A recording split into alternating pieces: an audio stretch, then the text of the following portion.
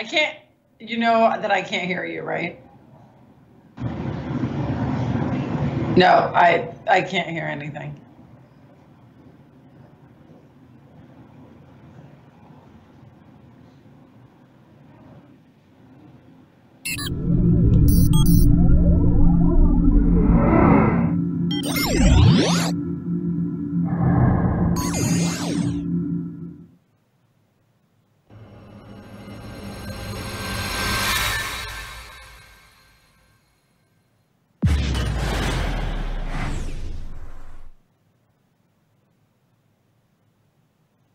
The following content is not intended as a substitute for professional medical advice, diagnosis, or treatment.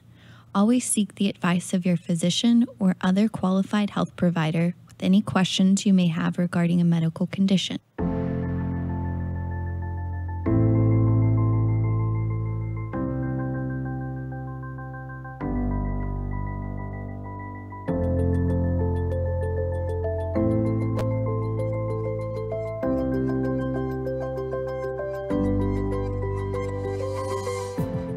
You're listening to the Everyday Therapy Podcast. I'm JC Rader.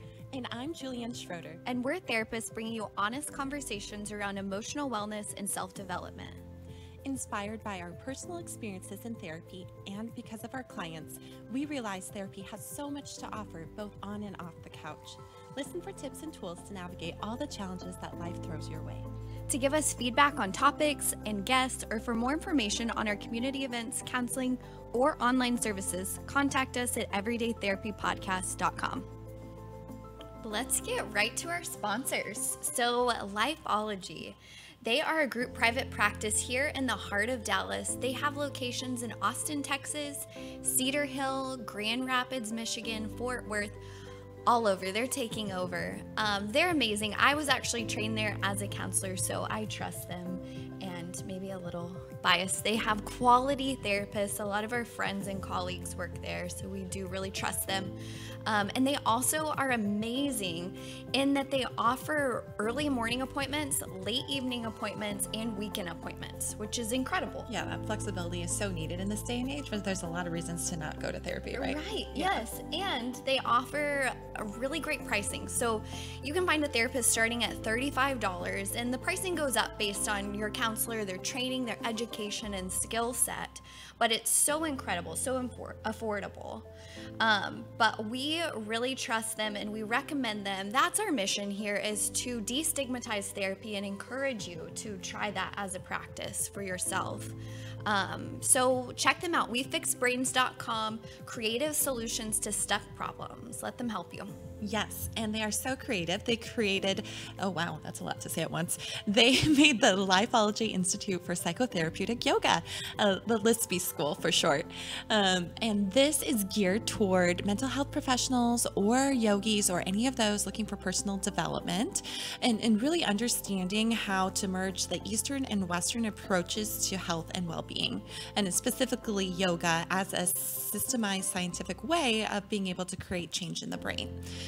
So coming up in May, they are starting another cycle of a 200-hour teacher programming. It's Yoga Alliance certified, so you will be a yoga teacher to instruct anywhere. Yeah, and to also be able to share yoga in this different way of really looking at, okay, how can we help anxiety, depression, trauma, etc.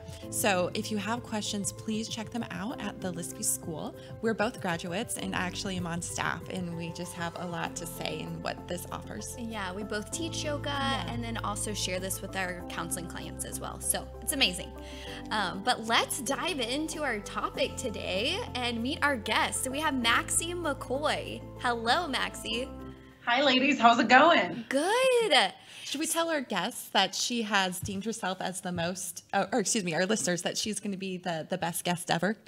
Here we go. Let's see how it goes. I love it already. Hey, now, I didn't say I was going to be the best guest ever. I'm just winning Guest of the Year award for having read the prep email. Yeah, she read our extremely long, unnecessary email. So thank you for doing that.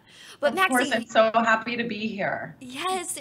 So you are a writer, you're a speaker. I feel like you're a therapist, even though you're not, but so inspirational. And you've written this book called You're Not Lost. And I can tell you that I don't know how many clients, I see a lot of young women, millennials that are entrepreneurs that have come into my office and they're like, I've got this new book and I'm doing these exercises at the end of every chapter and they're just so inspiring to me. Aww. And I'm like, what is this book? And so I had to get it. Yes. And so I wanted to let you know that. I don't know if you know how impactful you are.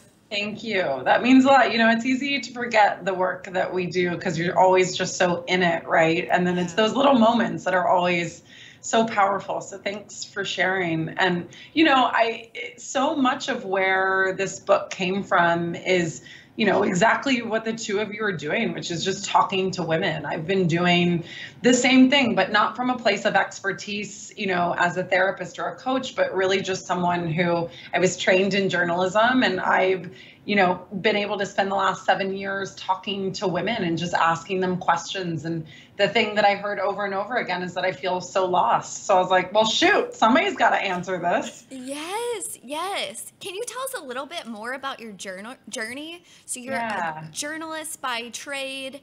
How did you get here today? Yeah, it is a windy road and it could take up this entire podcast. But we really love briefly, to hear. Yeah, no, you don't have to make it succinct, promise. Right. So, I started out, I was a journalism major. I had always had these passions for women's studies and women's issues. But I really just thought that I was going to go the on-camera broadcasting route. And when I got into that world, it became very clear that it was just something that I thought I wanted to do, that I should do, honestly, something that would look good. And the energy wasn't really there for me. And that was probably the time in my life where I felt the most lost because I was just so misaligned. It was like this big goal.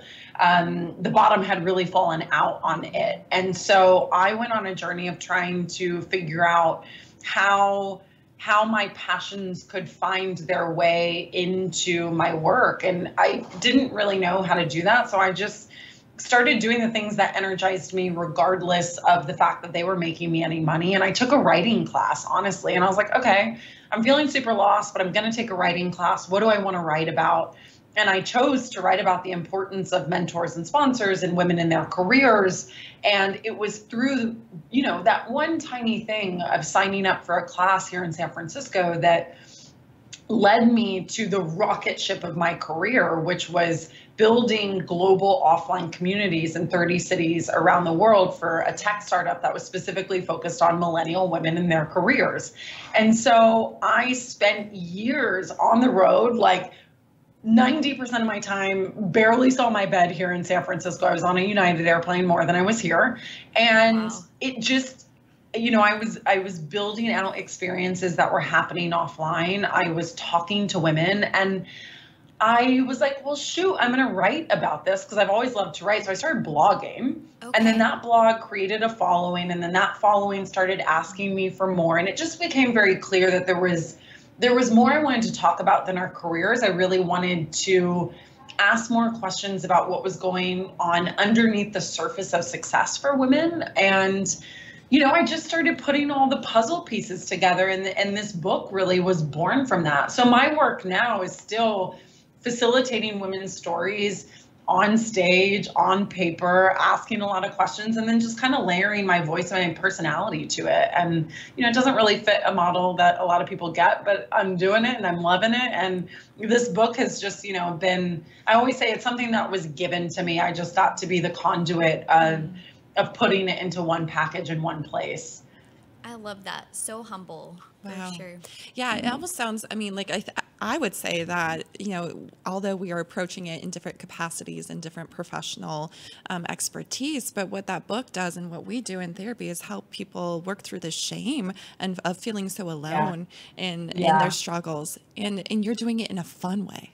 Oh, well, thank you. I mean, it's so, you're so on point for saying that because I think that's a lot of what happened in this conversation, and why I think this book is and just the message in general is landing for people, because a lot of times when we feel lost, it's something that we worked our butt at to get to, right? It's like, it was this thing I always said I wanted. It's this thing I spent a lot of money on. It's this, all this education to go to this one place. And I actually don't want it, but how do I admit that? Am I ungrateful? Like, what is going on? And so we shut down and we end up getting really isolated in that feeling. And it's just been exciting to open the conversation up. And I'm a firm believer, and I know, therapists are so trained in this, that we actually have our answers, right? And it's why there's worksheets at the end of, every section. I just want to bring women closer to their own wisdom, and let them know exactly that, you're not alone in feeling this. Not only did I feel this way, every woman I have ever talked to feels this way. And women who are really effing successful felt this way at one point too. Yes. Yes. I think my lost place would be sometimes I guess it comes out and I don't feel like I'm a good adult. Like I just always have to like have my house clean, or be really connected with all my friends, and say yes to everything. Yes, have my career and my partner, and all of the laundry? Things, and my laundry, and like some of them Don't are kind of weird. Look at the dishes in my sink right now. Like I can't. What have you found is other people's lost? That's my lost. What are? I think lost comes up in so many different ways. I mean, if I'm being radically honest, I haven't felt as lost as I felt in those early years of not, realizing I didn't want to be in broadcasting. Then honestly, when this book came out, which is really ironic, but it was an expansion, right? I was moving into this level of vulnerability and visibility, and, my creativity just like on the table for people to tweet at and comment on and leave crappy reviews or not. There actually aren't crappy reviews, but it's just like it's all out there. And I think I share that story because lost doesn't necessarily mean you don't know what you're doing. It doesn't mean that you don't know where you're going. It really just means that you've become disconnected from your own power, disconnected from your own deep sense of self-belief. And for me, when I was doing something new, I had to relearn my own work with this book of like, and because I have been doing this for so long and researching this topic and talking to women, I came out of that really quickly, right? But loss isn't something that just gets solved and never comes back. It's an experience that happens anytime we just kind of start doubting ourselves and allow that doubt to cause us to stop and get stuck and get paralyzed. And that can happen whether it's, related to not feeling like an adult, or, feeling like you're pushing the boundaries and unsure where it's all going, or you don't know what you want to do next, or you don't know how to admit to everyone else that what you want to do isn't, in your life, in any facet of your life, isn't what you said you wanted. And so it really is just about how can we come back to our own deep sense of self-belief, which is really, it's the cure to the lost feelings. Yeah, absolutely. And what I'm thinking too, and what trips us up, and, I can relate to this as being kind of a goal-oriented person, and hear your story of, Same. Putting a lot of goal junkie right here. Yes. When we attach our identity to something, and attach our worth with our identity, that gets us in trouble, right? So whether or not it's like, I need this many copies of the book sold, I need this much approval from others. Oh my God. Right? This is exactly what I was doing. Were you there with me in August, September, and October? Like, I She's was a like, good therapist. why am I not on these? Like, why am I not on these lists? Why haven't I gotten this press? Why should the sales be bigger? Should I be doing more events? And I'll share with you the exact moment I came out of all of it, right? It's that attachment to outcome, that attachment to identity that you're talking about. I had this woman who wrote to me on LinkedIn, and she was letting me know that she had my book while she's deployed in Afghanistan with the United States Marines. And she shared that through that, it led her to discover that she really did have everything it took to go after this dream that was inside of her to create smart prosthetics for kids. So she had, because of the book, fully launched into making various changes, signing up for some different programs so that she could create this thing. And she said, if you ever have moments where you're doubting if your work matters, please remember my story. And I just straight sobbed. Yes. And it all came together, right? It was that moment of like being shook where I'm like, girl, what, like, Maxie, what are you doing? Like, these are the moments, these single moments are all that actually matters. Let that be enough. And I think anytime, to your point, when we're feeling lost, it's because we're not right here in today, and just letting that space of fulfillment and that one step matter. We want the 20 steps out to the big goal, but by the way, when you get to the big goal, you've already got another big goal on your mind, so. Yeah. I think we can so relate to that with our podcast.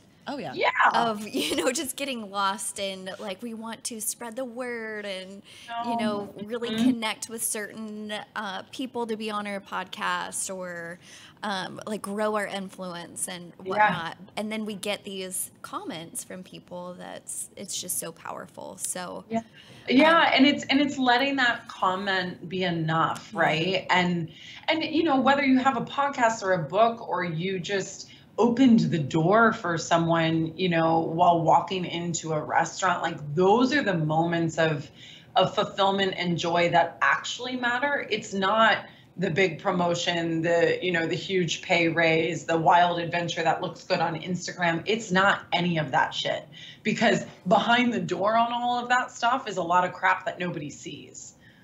Yes. And I love that you speak to, your book is not like, okay, here's this book, now you're never going to be lost again.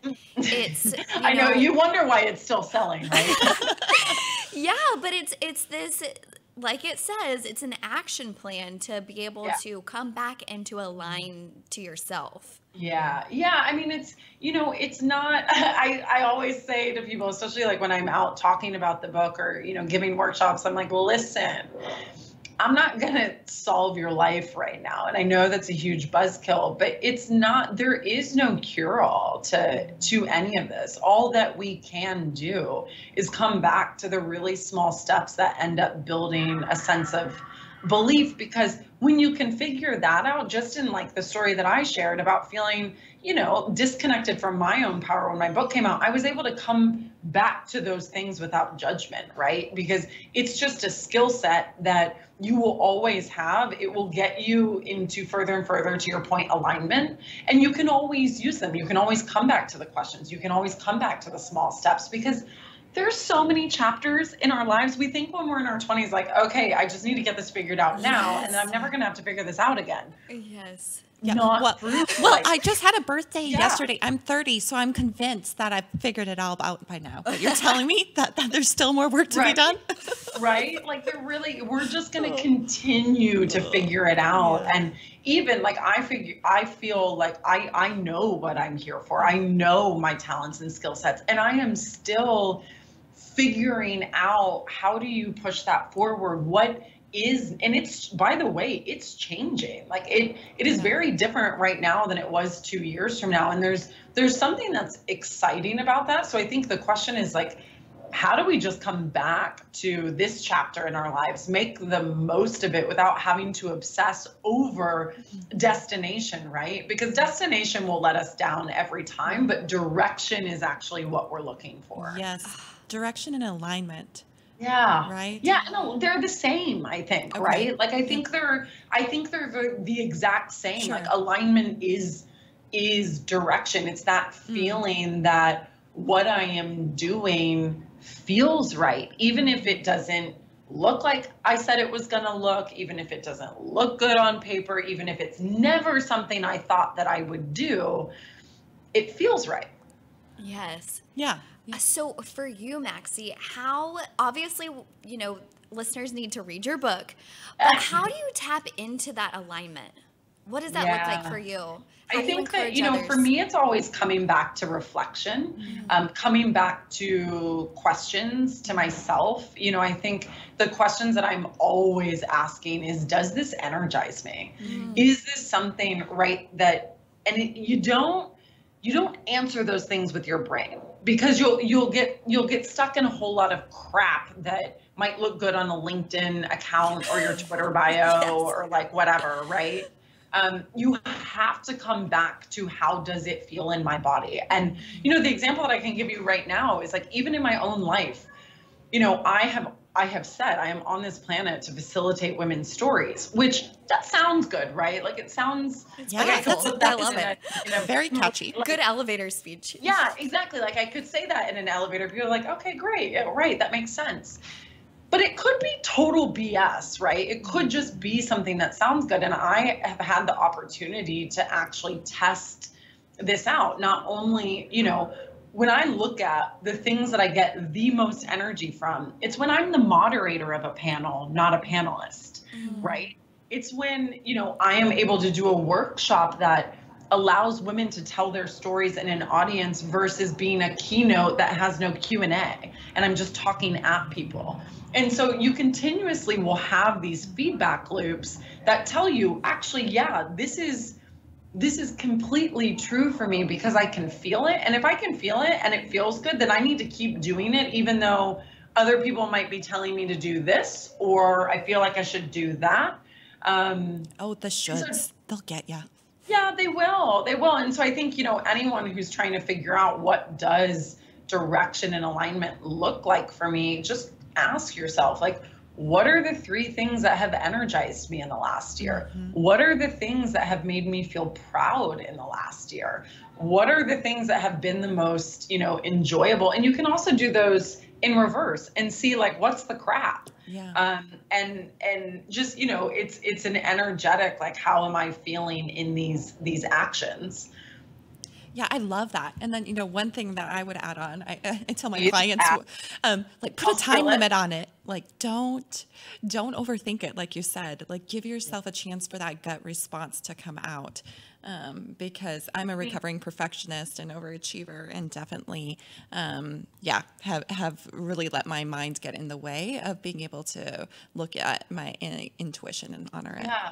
Our brain can just really ruin some pretty amazing things by letting it run. And, I think that just when it's going too fast and it's all too loud in our minds, like, just trying to come back out of that and find the things that do bring us out of our head. Because most everything that's happening is just good. Even when you think it's not good, but like, actually, if you were to look around, it's like my feet are on the ground. I have clothes on my body. I have something to eat. I have people who love me. Like, shit's okay. Yes. Yeah. Yeah. You talk about being batshit grateful. Yes. Can you explain that to our listeners and to us? Yeah. We love it. Yeah. Batshit grateful. So this just like came to me, like, obviously, like, writer life, right? Like, stuff just comes to me. I'm like, oh, yep, that, like, there was just like a moment in my life when I felt so deeply grateful, and I was like writing an Instagram comment, and it was like, it's beyond grateful. It's like insane grateful gratitude. And I'm like, it's batshit grateful. And it is, for me, it's a practice, it's a lifestyle. I had years of like, oh, I should do my gratitude journal. It's always in like every New Year's resolution. For years, I did this to myself. I'm like, I need to have a gratitude journal. I need to have a whatever. And it really didn't change for me and become a true practice until I was reading one of my favorite books. I'm obsessed with Oprah, as we all are. Yes. Right? Yes. Can you get her on the show for us? I mean, right. So in her book, What I Know for Sure, she shared, how she had always had a practice of writing in her gratitude journal. She would just write a couple little things every day. And at the height of her success, like 2007, 2008, those early 2000s, when no one was bigger than her, nothing was bigger than this show, she writes about how she felt the least amount of fulfillment. And I was like, well, dang.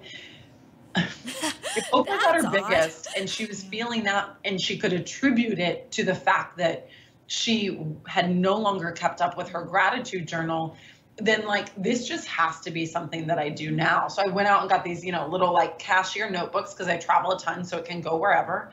And I write 2 things that I'm grateful for that are external and 1 thing that I'm grateful for within myself, like something that I did. And it just, we have to celebrate that which we hope to welcome into our lives. And there's always something to be grateful for. And on really hard and really bad days, there's still something. And then on the big ones, it's really cool, but it's funny because I go back at the end of the year and I'll read my gratitude journal, which says batshit grateful on the front.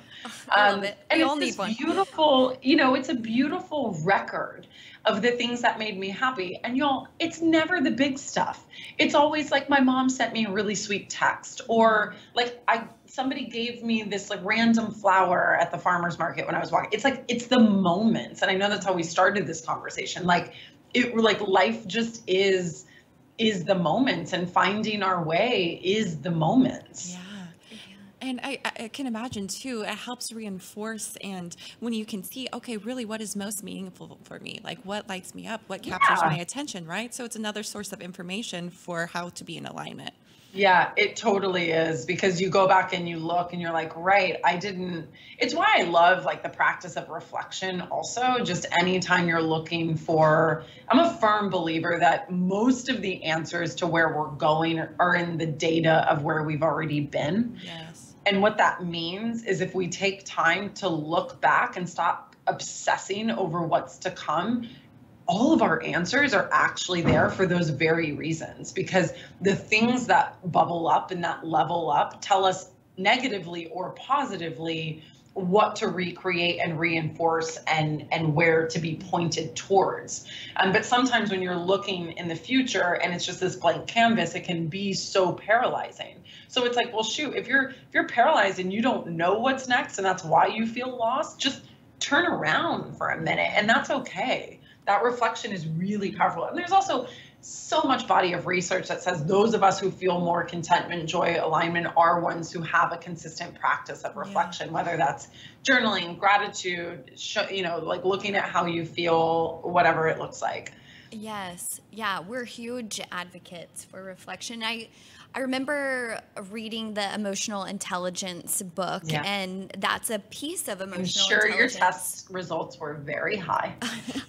People think that therapists have it all together. We're just as lost as everyone else. Right. So we're all trying to figure it out. Figuring it out. I mean, like, isn't that that's just something I try and remind, like anytime I'm on stage or I'm on panels and people are looking at you like you're the one that has the answers. And I'm like, none of us know what the F we are doing. We're all just a little bit more willing potentially to keep going, to be consistent, to create in the face of uncertainty. And that's the difference. Absolutely. Yeah. To be able to be willing to look at yourself and to, that reflection that you speak of.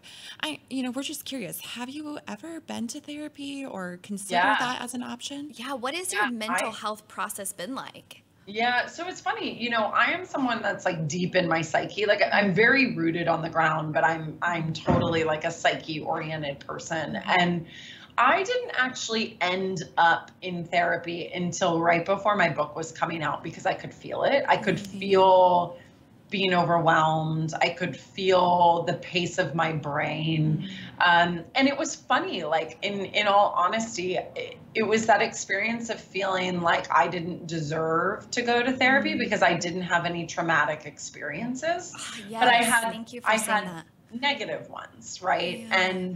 And so I, really anchored down and got into a practice with a therapist of really looking at things that I didn't ever want to say out loud, and things that I, hadn't looked at, and really, having help and strategies for how to handle the expansion that was about to happen. And, for me, my mental wellness now day to day is I have a meditation practice that is very, I want to say like structured. So I'm doing TM, transcendental meditation. Yes. And for me, what I found for therapy specifically was the external processing was helpful, but I was already doing a lot of that on my own. And I know the questions to ask, and I it wasn't something that I knew I would continue as frequent and consistent as I had been before the book was coming out. But what I did find because of it was this practice of meditation that was actually exactly what I needed, because it was slowing everything down. It was the body processing instead of the mental processing. And those two things together have been really incredible. Very, very incredible for me. What did that look like mentally for you? Like, how did your mood shift? How did your perspective shift? Yeah, with therapy specifically, a lot of what shifted for me was just being able to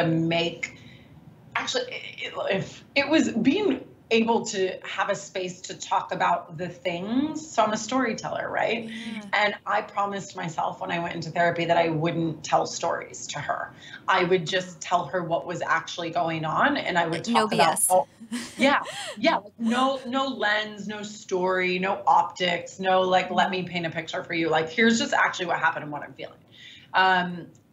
And also I would talk about the things that I don't talk about in other places and that I don't give permission to myself to care about. And so that really helped me just kind of own, if I'm not doing work in this one part of my life, then things probably aren't going to change. Taking responsibility, it sounds like. Yeah, totally. Because it's we all have the areas of our life that are more difficult, like creatively and pushing my boundaries and relationally and career, all of that's really good. My, personal life and dating and relationships to men, all of that needed to be just looked at. And it was, me giving myself a space to talk about things that I don't aren't a part of my brand, that whole,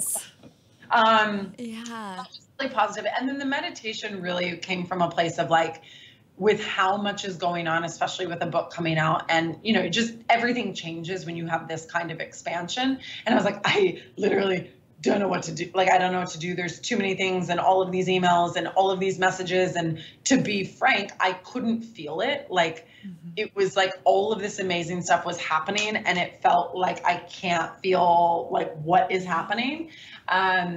Which is not good, because all of it's good. And so meditation has allowed me to just kind of come back into the present moment in my body and disassociate from just this stuff.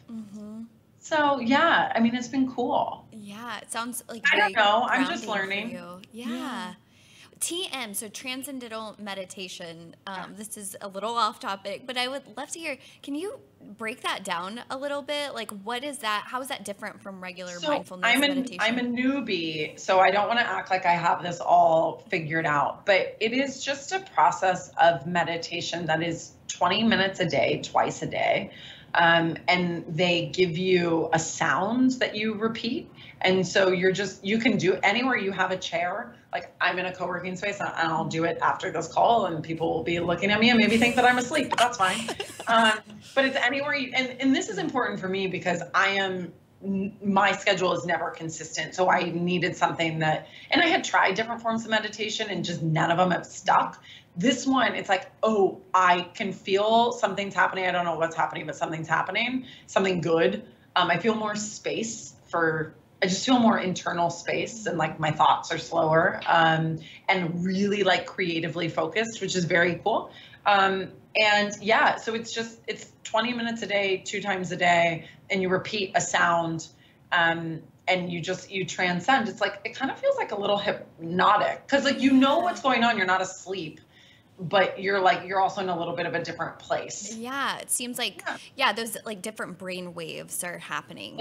So this is what, you ladies know more about this than I do, but it's supposed to change the brain wave that is showing up. And I don't know the difference of the brain wave. Some expert can chime in on brain waves. We don't need that in here right now. So we just, but your willingness to try something new and see the result and that importance to feel of the it. experience of it. Yeah. So powerful. Yeah, it's, you just kind of have to pay attention to how you feel and keep searching for, different options that work for you. And as you all know, like different things work for different people. Yes. Not a one size fits all. We preach mindfulness and actually have an episode on that because it's so important for us. And I love that you speak to like trying different methods of it to figure out what works for you. And I think for some people it could be running.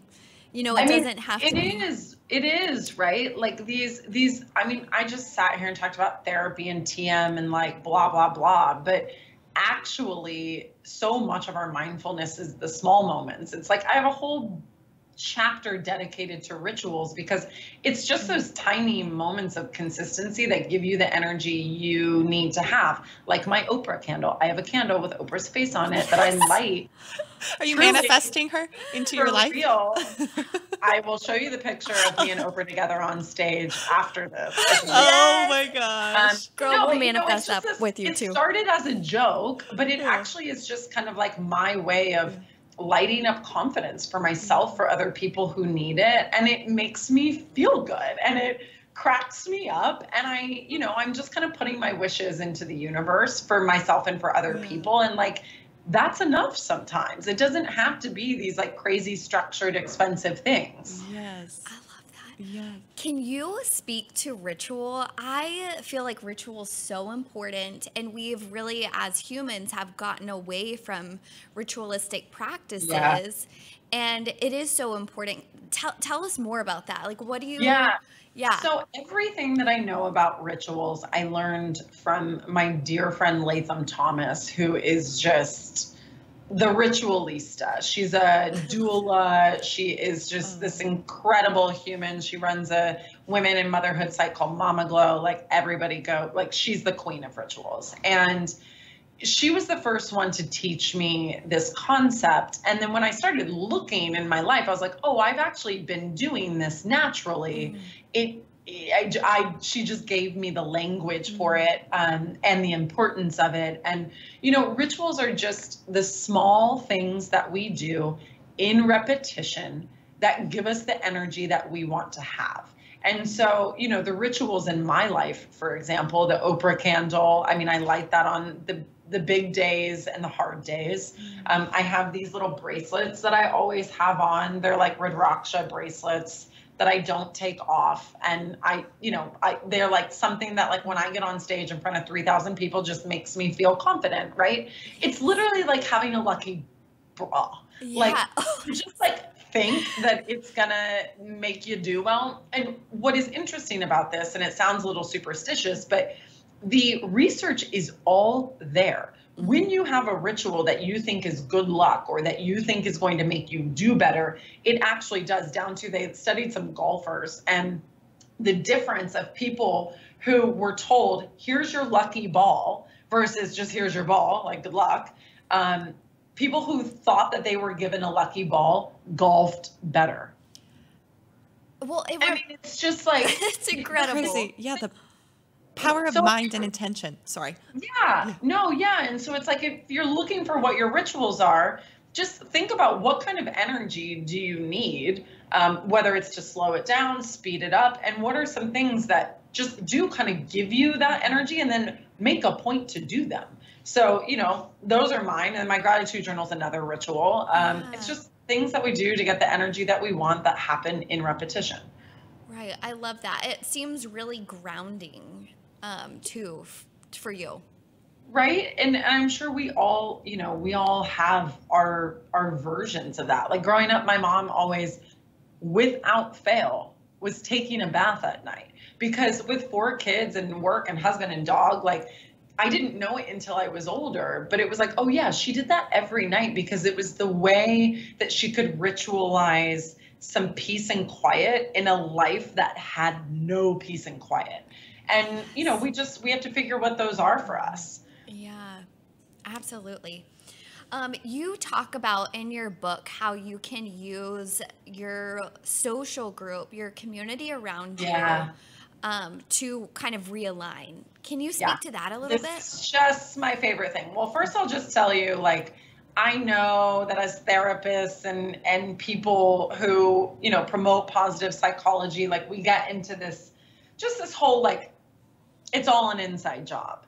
And it's just not. Like, sometimes we need external validation, Absolutely. right? It can be an amazing, it can be an amazing mirror. It can be an amazing source of reflection back to us. And I think that we don't, kind of back to our original conversation about feeling alone, when we're feeling lost and we're feeling misaligned and we're feeling like we have no direction, we just don't tell anybody. Well, if we don't tell anybody, like if we don't hand over our problems, we can't get our solutions. And so for me, when I was, you know, in this place of knowing that I needed to take a next step, which was into running my own business, and I was like, I don't know what it looks like. I don't know what I'm doing with this. I don't know if I can do it. Like, it felt very disconnected from my own power because I was just scared and I kept not doing anything about it. But people kept asking me it was all there.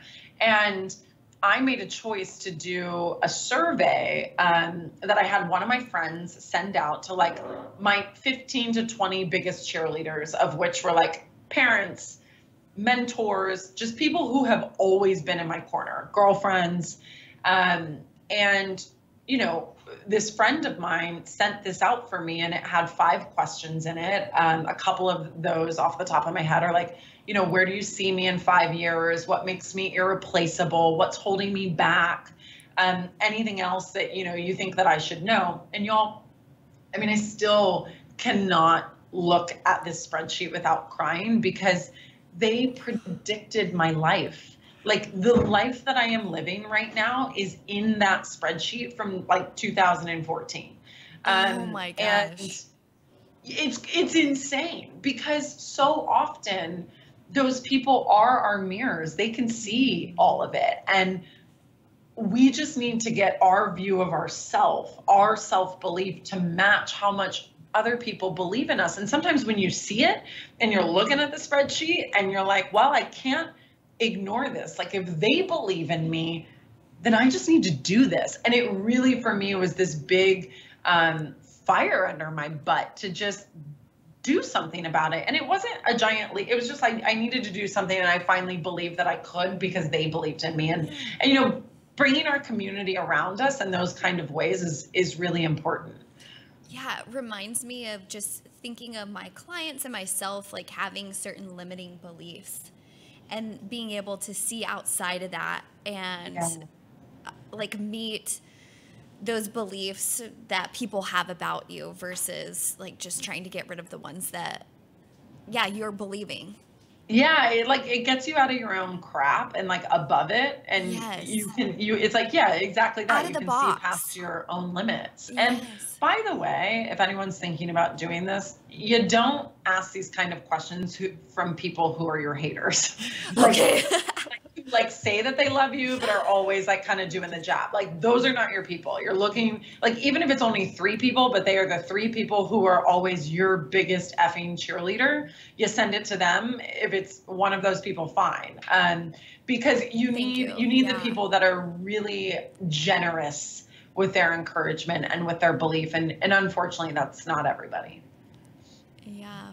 All the things that you speak to feel so aligning, right? Of like you seeking out therapy at some point, your meditation, trusting your friends with these questions. Like, it all brings you back into that yourself. Yeah. And you know, it's like you have to read that. You know, you could have a therapist that you don't align with. You could have a friend that gives you advice that like you don't have to take. Like, all these things are a la carte. We don't have to take them in full. We don't have to take them to heart. We just, if it resonates with us, then take it. If it doesn't, then keep going. Yes, I think that theme of giving yourself permission to know that you know best. Yeah. Yeah. Because you do. Even when you don't, you do. You know what wisdom to take on, even if you don't know how to do it. Yes. And that's so important because, you may not have a therapist, like a great therapist, or you may not have a friend that like has your genuine best interest. So being able to check in and see if it does align with you. Yeah. It's so important. I'm curious for you, Maxie, who has been the most inspirational for you? Other than Oprah. Yeah, obviously Oprah. And I'm like, I can't include Oprah. There's been probably three really powerful women in my life, specifically in terms of pushing me and my expansion. I mean, as one group, like my best girlfriends are just, they are they are like just my soul, my cheerleading group. Exactly that, right? Like I can do nothing without them. They're there on the good days, the bad days, and see all parts of life and love me anyways, even when I'm a dipstick. But there's a couple women, and all three of them actually are in the book. Latham's one of them. The other two are Jackie Johnson and Carly Heitlinger. Carly was a really big game changer for me because she was the first person to believe in my writing to the point that she put something that she had built on the line for me and allowed me to start guest posting on her blog, which like her blog's the kind of blog that when she, wrote about a big fashion brand, she crashed the brand's site, that. And so she didn't need to do that for me. And she did. She sat me down. She showed me how to look at analytics. She showed me, cadence and things to remember when I'm posting. And then she took it one step further and didn't just tell me what she knew. She opened her audience to me. And through that guest posting, it was called The College Prepster at the time. It's now called Carly the Prepster. I was put on the map for the internet, right? And all of the first women who bought my book, I'm never in a room where someone's like, I found you through Carly. And so, having someone who was willing to open something that they had built for me, and our relationship was still pretty early on at the time. And now, you fast forward 5, 6, 7 years later, and she's the loudest one, about my book because she helped build that book. Like that book never would have gotten to that without her.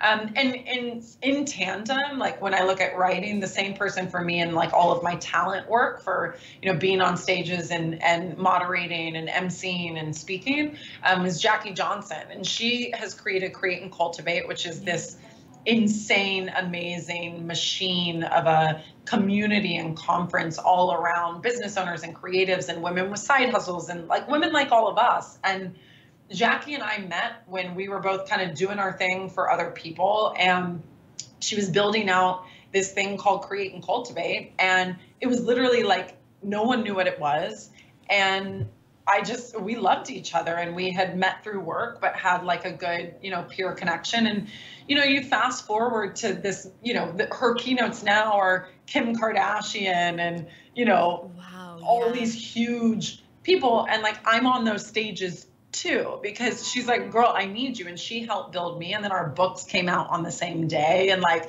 it's just wild what can happen. And I think, the lesson to take from all of that is that we need to be looking to our left and to our right more, in terms of mentorship and in terms of, where we're looking for wisdom and guidance. It doesn't always have to be the person that has a bajillion followers and is famous and in like a super exec at some company. Oftentimes the wisdom and the support that we need can happen holding hands, like to your left, to your right, and you just support them because you vibe with them. And then lo and behold, 4, 5, 6 years later, those people are the ones running shit. And they're the ones that are cool and everybody knows and everybody wants to talk to. Like those are these girls now, but they weren't that then, right? And neither was I. And so it's just a reminder to hustle with the women who are with you where you're at.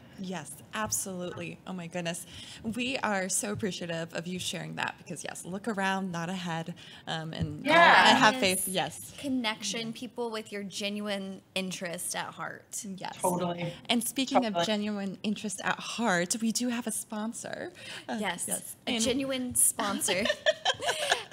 And that is Therapy Space. So they are an office space for mental health therapists. So if you are thinking about starting a private practice, they are incredible because they take all the responsibility out of it. So whether you're just starting off or you just don't want to handle the responsibility and you're a seasoned practitioner, you can rent office spaces from 1 day a week up to 7 days a week. So flexible scheduling. And yeah, some of those things that they do for you would be like amenities. Yes. Yes. And just, having a place all set up because there's a lot of back end work that goes into that. So, if you are interested in having a space at Therapy Space, oh my goodness, let me talk here.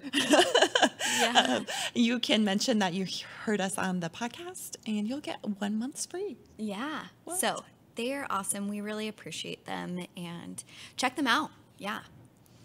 And so, Maxie, how can people work with you? How can they find you? How can they connect with you? Yeah, I think the best way to stay connected with just all the things that I have to offer and to say is a couple ways. Reading the book, obviously that's going to go pretty in depth, and that's at all the places, Barnes and Noble, Urban Outfitters, Amazon. I write every week on my site. It's how all of this got started. It's just universal lessons and experiences that might resonate with you on maxiemccoy.com. And then I do a lot on Instagram. I write a lot on Instagram. I share a lot of my journey on Instagram, and I'm very engaged there. And that's at Maxie McCoy too. So any of those places, I would love to interact with people and hopefully provide a little bit of cheerleading for you from afar. Yes. Oh my gosh. Yeah. I love that. Let's have her as our personal cheerleader. Yeah. I'm in, girls. I'm in. And we can attest to that. We follow you on Instagram and read your blog and your book. It's amazing. So thank you so much for writing it. Any last words for our listeners that you feel like is just imperative that you want to share with them? Yeah, I just think that, anytime it comes down to, people who are listening to stuff like this are, they're trying to make their impact too. We all are. And I just think that the more that we can be open about our stories and really enjoy where we're at, I always say you never know who you're inspiring, and it all matters. So, if you do one thing, just do something small, and small's okay, and small gets you somewhere because I'm living it. Yes, I love that. You mentioned earlier that flower at the farmer's market, like it can be something small and simple as that, or writing a book, Yep, absolutely. Or leaving a podcast review for all of you. Oh my gosh, you really are the best guest of the year. No doubt. I'm trying to win that badge. Thank you so much for your energy, for the wisdom, for all that you do to inspire women. We can't thank you enough. Of course. All right. Take care, Maxie. We'll talk to you soon. See you. Thank you so much for listening to the Everyday Therapy Podcast. Don't forget to rate and Lady review us on Loves. iTunes Thank you for having and share me. with your friends.